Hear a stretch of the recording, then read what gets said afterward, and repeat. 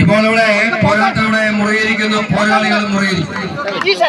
ഇതിന്റെ വേഗവലിൽ മാന്ത്രികനായി ഒരു ബാഡ്മിന്റൺ താരം കൂടിയായ ശ്രീ സനു പൺകുന്നവാണിനെ സോഷ്യൽ മീഡിയയിൽ തത്സമയം നൽകിക്കൊണ്ടിരിക്കും. ആയിരക്കണക്കിന് കായിക പ്രേമികൾ ഓൺലൈനിൽ നമ്മൾ ഈ മത്സരം വീക്ഷിച്ചുകൊണ്ടിരിക്കുന്നു. അവരെ വിസ്മയിപ്പിച്ചിരിക്കുന്നത് കോട്ടയവും പത്തനംതിട്ടയും ജില്ലയിൽ നിന്ന് മാത്രം 24 ടീമുകൾ ഒരു പടയണിയിലേക്ക് എത്തിയിരിക്കുന്ന. പ്രിയമുള്ള പടയണിക്ക് ഒരു കാരണമുണ്ട്. കോട്ടയം ടീമുകളുടെ വളർച്ചയ്ക്ക് വേണ്ടി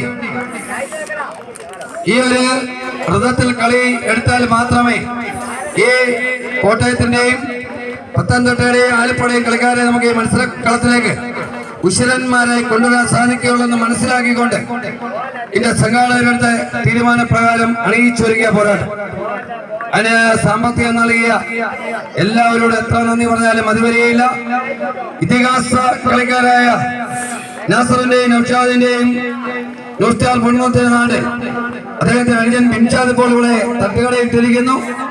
അദ്ദേഹം ഒന്നാന്തര ഒരു ഉടമലിക്കാരനാണ്. കൂട്ടമായി നജീബൻ, നസീബൻ, നിയാസും നവാസും ഇപ്പോൾ ഇവിടെ ഇല്ല. അദ്ദേഹം മലപ്പുറത്താണ്. അജുവിലൊക്കെ ഇവിടെ ഉണ്ട്. ഷബീഖ് സഹോദരമായ ഷബീഖുണ്ട്. അതിനെല്ലാം കൊണ്ട് ഒരു സുപ്രീം പവർ വേദി നമ്മുടെ പ്രിയങ്കരിയായ നമ്മളെ നൗഷാദ് നാസറിക്കയുടെ ഉമ്മയുടെ പ്രസൻസിൽ കളി തുടരി.